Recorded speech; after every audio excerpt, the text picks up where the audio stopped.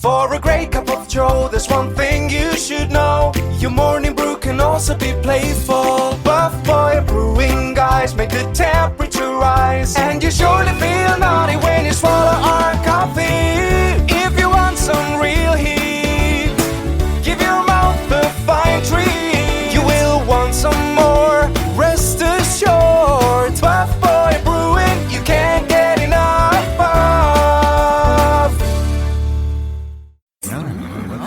It's time for The Scribble, your weekly fix of celebrity chats, bizarre stories in the news, and basic random chatter with best-selling author and syndicated radio host Jeremy Bradley. Make sure your seat is in the upright and locked position and your barf bag is securely in place. Here's Jeremy Bradley. Thank you very much, Larson. Jeremy Bradley here. This is The Scribble. Thanks for tuning in at thescribbleshow.com and on SoundCloud, iTunes, and other app stuff, downloady stuff. There you go. That's how technologically inclined I am, because I've just heard, literally this morning, of TikTok. I had no idea what TikTok was. I thought that was a Kesha song, as far as I knew, or it's a little candy that...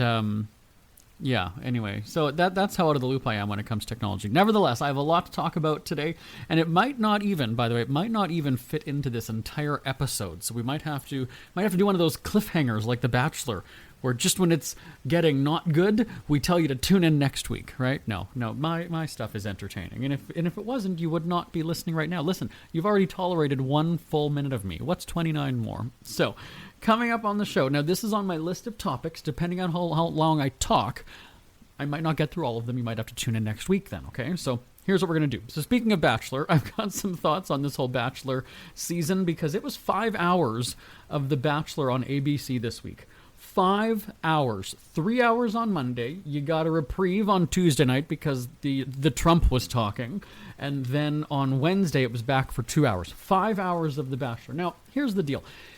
It is my job to watch that show. So for me, I couldn't care. They give me booze, they give me phones that are charged up, and let me loose.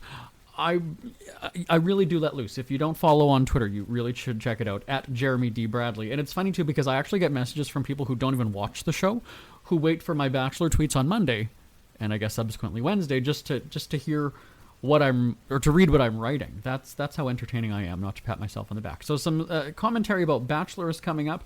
And then also this new Lego show that's on Fox. Did you watch that? And do you know what I'm talking about with Will Arnett? It's the the Lego nerd show thing. All right, so I'm going to talk about that. There's a whole bunch of, it's the mid-season premieres of new shows and things like that. So I wanted to talk about that because I watched that the other day. Not when it was live, but I did see it. And then movies, because the Oscars are handed out this weekend. I've got some thoughts about movies, and are people really that interested in watching these award shows? You know, I've talked about that, basically all award show season on the podcast. But when it comes to movies, do you really have a favorite nowadays? So talk about that coming up in a few minutes. And then speaking of watching things, YouTube, and how easy it is to get distracted. And there's even other things, but I'm zeroing in on these topics right now to talk about today, and if there's time, we'll get to the others. So I will start my rants and raves right after this here on The Scribble. Who are the Kardashians feuding with now? What did that little thug Justin Bieber do this time? Who's getting hitched? And who's headed for Splitsville? Hear the latest celebrity news and gossip every day on Entertainment Wrap-Up. The good, the bad, the ugly, but mostly the ridiculously hilarious. It's all recapped in this daily segment at entertainmentwrapup.com. Have a laugh at the expense of the rich and famous when they take themselves way too seriously. It's 3 minutes of time-wasting fun at entertainmentwrapup.com. Check out Entertainment Wrap-Up at entertainmentwrapup.com. Brought to you by Speak Free Books. Oh, very nice, Bonnie. Bonnie, you bitch. They just said you would have time to talk about everything if you didn't spend 3 minutes just recapping or just telling everybody what you're going to talk about today. Yeah, I get it. Who's the star? I am the star, everybody. Okay, so let's start with Bachelor. 5 hours of Bachelor. Lots of controversy on the show because last week, so today is Friday, right? So last week, when you had the girl and give me her name again, you guys. The White Lives Matter girl. Victoria, thank you. Victoria she's the center of controversy because last week on the show, she went on a date with Peter. He's the Bachelor guy. She went on a date with him to a theme park, and he kept ranting and raving about this private concert they have. And it's with, no-name country singer. They always get these people on the show for their 4 minutes of fame to do their new single. And turns out she dated the guy before, okay? What a coincidence, wouldn't you think, right? Of all of the random singers, of all of the random nobody singers that you can have on the show, you pick the one guy that she happened to go out with. Now, I realize that some of these people get around, so I guess it could be a coincidence, but really. So she was embroiled in that controversy last week, and it was delicious to watch, I gotta say. Whether it was a setup, whether they knew about it, whether the singer guy knew about it, whatever. And then you got Peter, the Bachelor, bouncing in a seat going, oh, and it'll be cool if he sings at our wedding. And it's just like, you clueless bastard. Really, you really are. And so then fast forward to this week's shows where Victoria, again, is doing a Cosmopolitan magazine shoot with a bunch of girls and Peter. Well, she was the winner of some contest, and basically she poses with him in this waterfall, and it's going to be on the cover of Cosmo. Well, here's the thing. Since The Bachelor was filmed, it surfaced that she was wearing a hat and posed with something that says White Lives Matter. Now, it's apparently for a marlins, like a wildlife sort of a thing, the white marlins kind of, and that's the intent of it. But, of course, it could be taken the other way, right? You know about Black Lives Matter, and so White Lives Matter could seem racist or, controversial or commentary on whatever. So Cosmo went and said, yeah, we had a change of heart. Now, this was for the digital version of the magazine. I guess they didn't have that much confidence in The Bachelor to put them on the actual, like the real one, I call it. And so they pull her off the digital one. Now, she's still featured in photos that are in the actual printed magazine. But, it was too late to take her photos out of that one, but that was kind of the thing. And then just on... was it yesterday? Wednesday or Thursday? Anyway, TMZ goes and shows how that scene, when they were doing these photo shoots, how that scene was edited, that it looked like somebody, I think they said, takes like Microsoft Paint and just colored over the girls' swimsuits, I guess to cover ass skin, right? I guess to cover their butt cheeks that are sort of showing in their swimsuits. And it's really obvious. Now, things like that aren't uncommon. You'll often see that, blurred, right, if somebody's wearing a thong or whatever it is. But this, ABC did not do a very good job of I guess it's not called photoshopping when it's a live, when you're editing video. But anyway, it was just really bad. So we don't have the pictures of that. But if you watched it, or you have it recorded, or it's on your, you can go, you can watch the shows again. What do you call that? Like on your digital stream or on your whatever it's called. Take a look for that scene because it's really interesting. And again, if you weren't looking closely, you wouldn't have noticed it, but there were some people that did, and it sort of blew up on social media. So that was kind of funny. Anyway, if you're watching The Bachelor, follow along with my tweets, and you can also email me your thoughts. Would love to chat with you about Bachelor by email. The address is live@jbonair.com. Live@jbonair.com. Now, shifting gears, I think it was the same night as Bachelor, was that Lego, the Lego Nerd show. I used to play with Lego until I was 18 years old. That's my admission right now, okay? I'm starting out the story by saying that. I played with Lego until technically I was an adult. But I like getting laid now at home, so I have not touched Lego. I've played with Lego, with my nephews or whatever. I don't play with Lego in my house. I don't think that we even have. I think I left it at my parents' house when I moved out, 13 years ago. And even then, I wasn't playing with it when I was, early 20s. It was, as soon as I turned 18, that was kind of my thing. But yeah, I sat on my bed when I was a teenager and played with Lego, and talk shows were big at the time, so I had like a replica set of the Jerry Springer Show or of Ricky Lake, who was my idol. And yeah, I used to just play along. So the TV show would be on, and then I would have like the chairs and then the little host going through the audience. But again, I was a teenager. I was a kid. So I have to say that the creations that these people are making, I hum and haw on it, because I remember my uncle, he has since passed away from cancer, but I remember him defending me. Well, I used to have a big Lego spread on our coffee table at home, and again, I was a teenager. I'm going to keep reminding you that I was a teenager. But I used to have a big Lego spread, And anytime that we would have company over, it always had to be put away. I don't know if it was that my parents didn't want anybody to see it, but it did take up most of the coffee table, so it could be that as well, right? If you have company over, you want people to be able to use the table. And my uncle, who was a teacher and very supportive of me doing creative things, because when I was a kid, I used to play store. I used to make like a little restaurant, and I would have a menu. I drew up a menu on the wall, and it was prices, and I had a cash register. So he was always very supportive, being a teacher that he was. And I remember him saying to me that it's a very creative outlet. Playing with Lego, it expresses creativity. And I always just kind of thought he was being nice because he knew that my parents and my brothers would razz me for it. And so that's how I sort of took comfort in playing with it. But then you realize that, like, you're an adult. And I guess in a way, wow, I'm almost sort of having a change of opinion as I'm telling you this story. But it would, I guess it's no different than putting together a puzzle, right? And people spend, hours and hours at the kitchen table doing a puzzle. But to see these people who are Lego maniacs, or whatever you want to call them, that this is like their hobby and they play with it, I don't know. A puzzle, again, is something that you do, and then you kind of like take it apart, I think, right? Or you glue it together, and I wouldn't imagine having big Lego cities and towns and villages. They made theme parks and everything on the episode a couple days ago. So I'm sort of torn because, yeah, what you can do is incredibly creative, but these people spend 15 hours building like a little amusement park.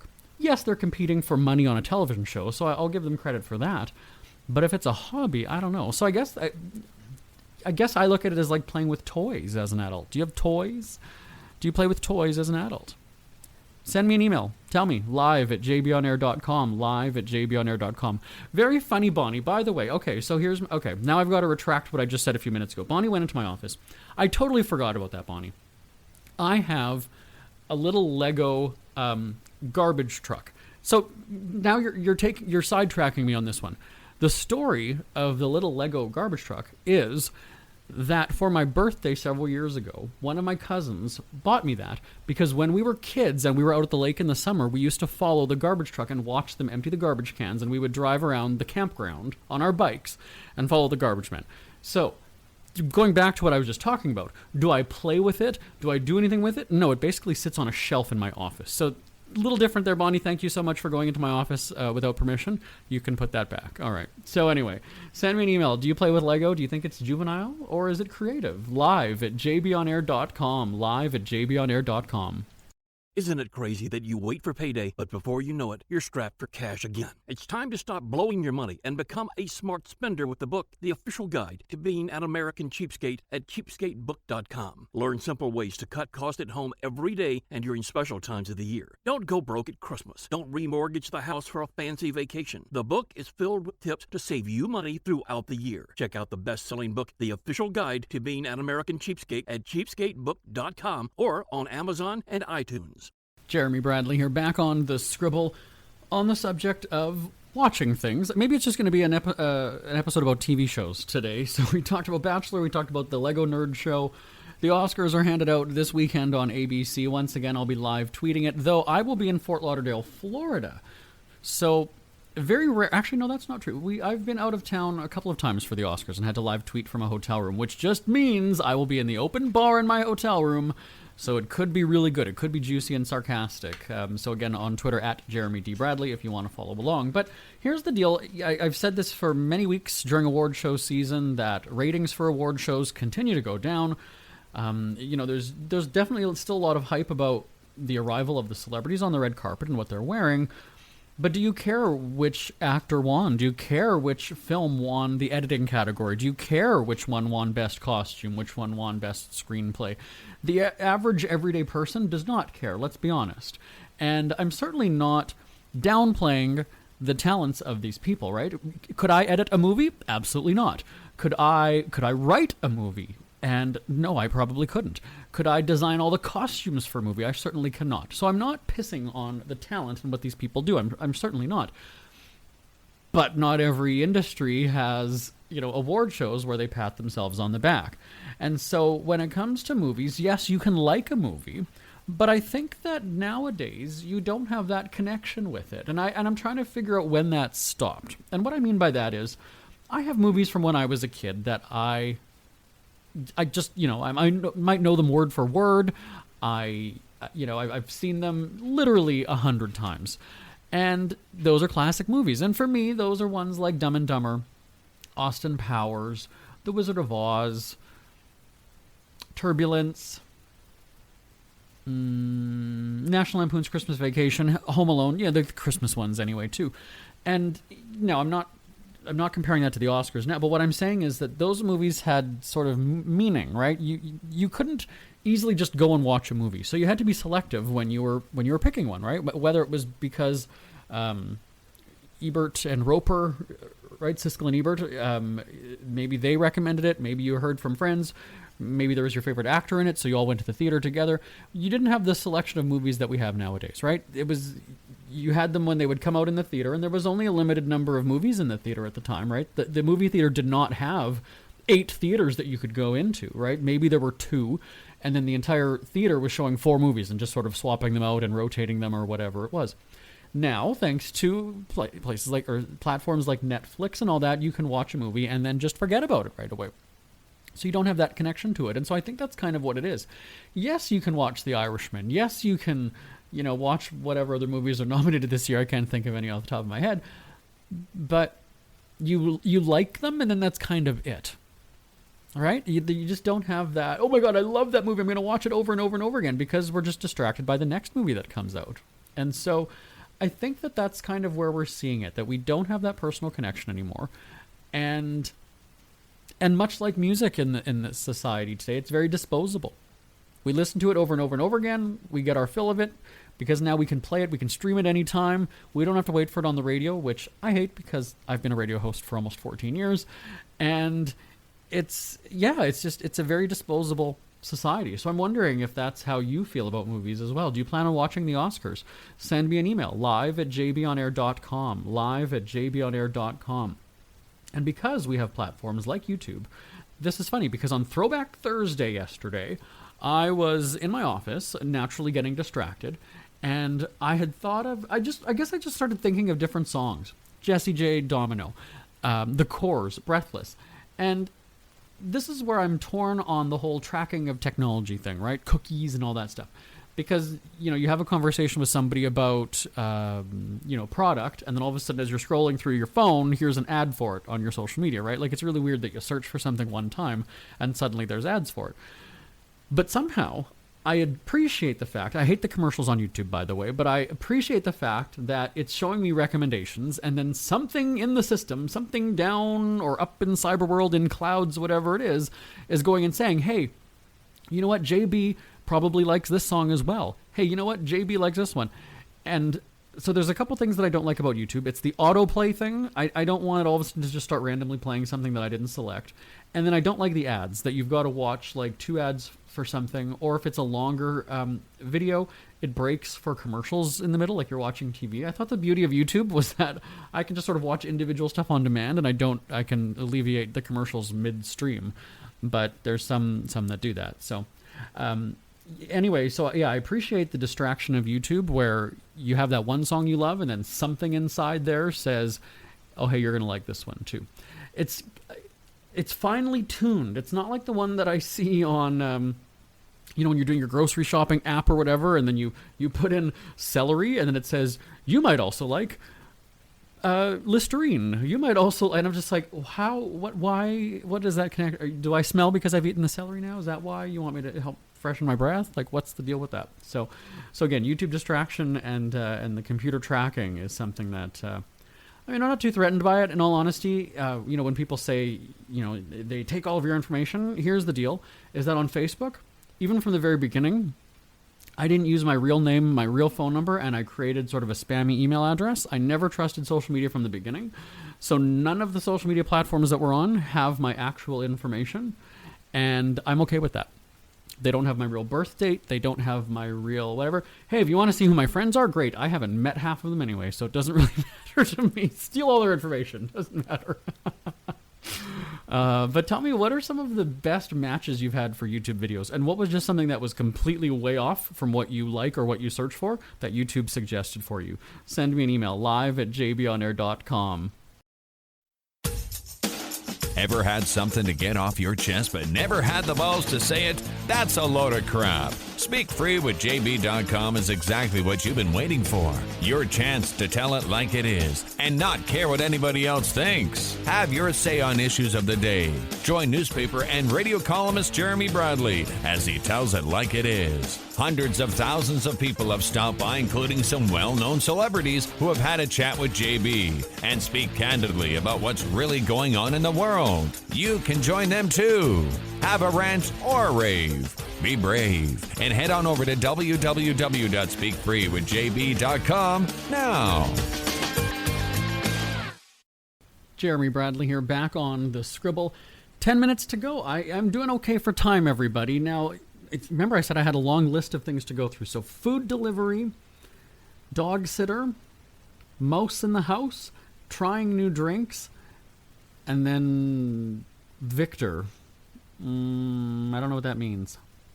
Oh, okay. Either way, so we've got at least 4 more topics to go through, hopefully, in 10 minutes. Let's talk food delivery, because I have never really been one to cook. I did go through a brief time when I was living with my parents that I wanted to feel a bit independent, and then also just have my own groceries, so that if I wanted to make chicken, yeah, I was grilling a chicken breast, but you know, I bought my own groceries. My room was in the basement, as a lot of good kids are, right? And there was a fridge and freezer downstairs, so I also enjoyed onion dip and chips, so I would have my own sour cream in the fridge that I would make, and then, you know, my own groceries downstairs. And then when I needed to use the oven, toaster oven, microwave, whatever it was, I would just take things upstairs and cook. So there's nothing wrong with that, obviously, right? You need to learn to cook before you move out. Or do you? Because now with delivery apps. And so for me, I've ordered quite a few times. It's not, I guess it depends on the weather. I was going to say it's not quite once a week. Sometimes it is. Sometimes it's like 3 times a week. But for me, it's also very convenient because we have meetings or things that are going on here. And I'm one of those people who I don't stop and think to eat.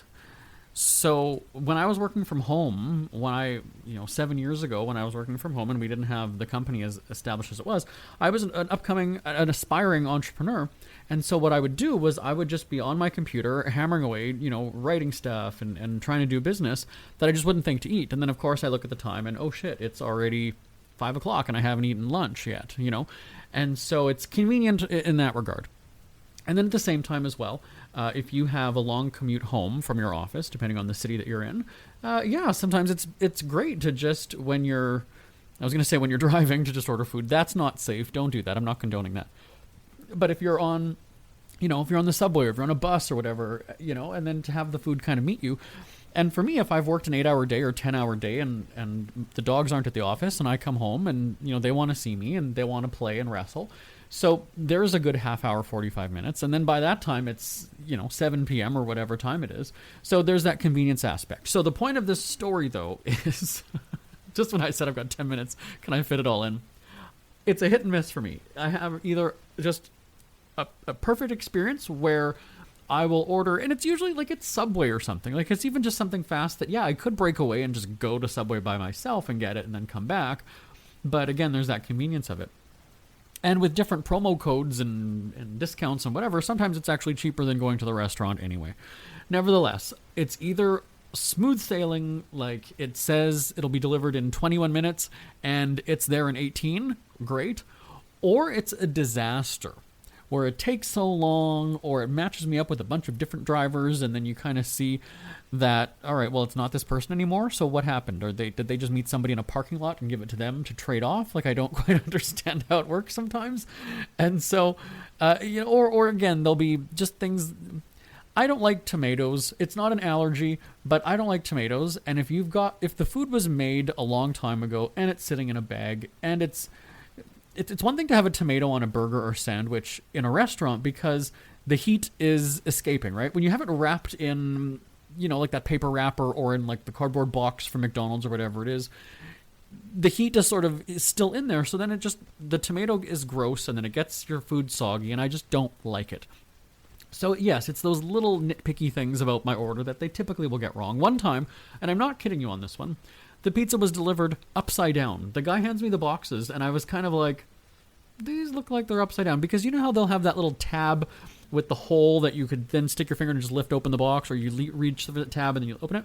That was on the bottom of the box, and I was like, I think these are upside down. But sure enough, I go to the kitchen. The guy's already gone at this point, but what's he going to do, right? He's just the delivery guy.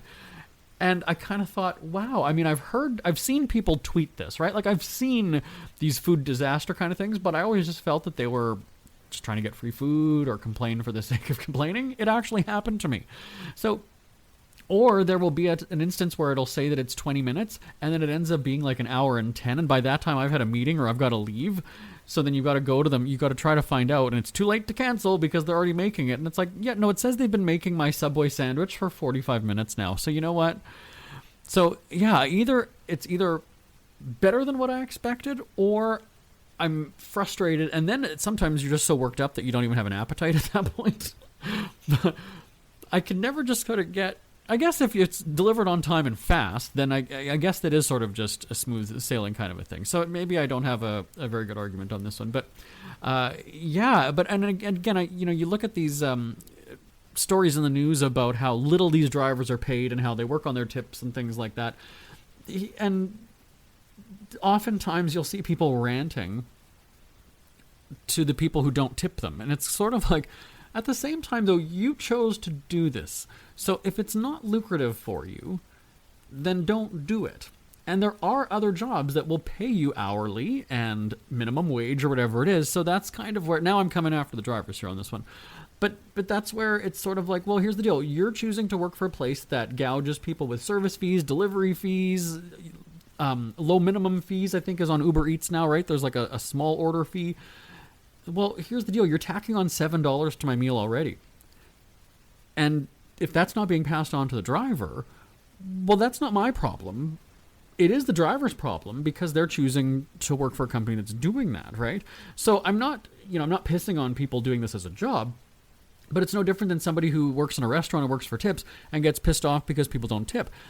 Then get a better paying job then at the same time. Yes, I realize that there's certain jobs in the service industry that are a little bit relying on tips, right? But then if it doesn't work out for you, and here's the deal. My argument is, if I'm paying a $4 delivery fee that already goes to the driver, why am I tipping you now $2 or $3 on top of that? I'm paying you $7, and then I'm basically paying you more than what my food is worth in some instances. So yeah, I do take issue with the whole tipping thing. Do I tip? I do. But I also, this is my thing with tipping, is that the apps that don't allow me the opportunity to tip after the fact, that bothers me as well. When I'm getting my hair cut, I don't pay up front and then tip you and then you do the job.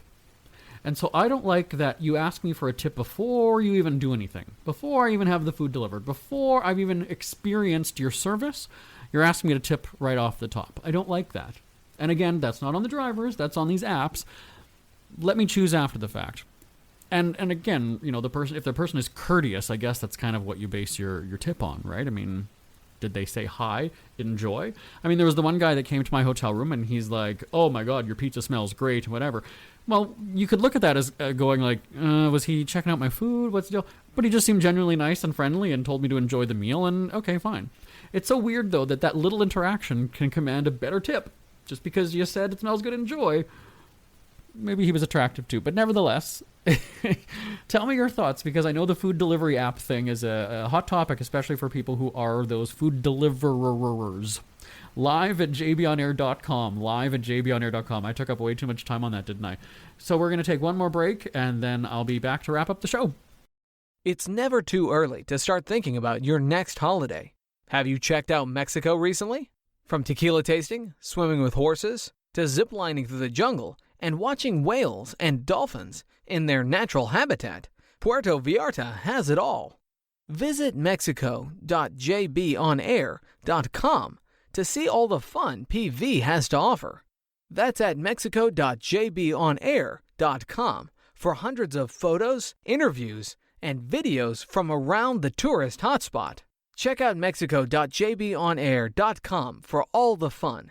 That's mexico.jbonair.com. scribble.com. We hear you chirping. Get scribbling. Tweet up the Scribble at The Scribble Show. Join the discussion with Jeremy Bradley. It's all going down right now on Twitter at The Scribble Show and at thescribbleshow.com. Jeremy Bradley here, back on The Scribble. That was the line of the day, by the way, that I heard earlier was, if you wouldn't take so much time talking about what you're going to talk about. Thanks, everybody. What a supportive team. Feel free to give me a shout anytime. It's always awesome hearing from you people anyway out there in listener land. Live at jbonair.com is the email address, live at jbonair.com. Thanks for subscribing. I'll talk to you next week right here on The Scribble. Bye-bye, everybody. Want more Scribble? Check out thescribbleshow.com for past shows, celebrity interviews, cheapskate tips, and more. That's at thescribbleshow.com and on Twitter at The Scribble Show. The Scribble is a speak-free media presentation. If you want some real heat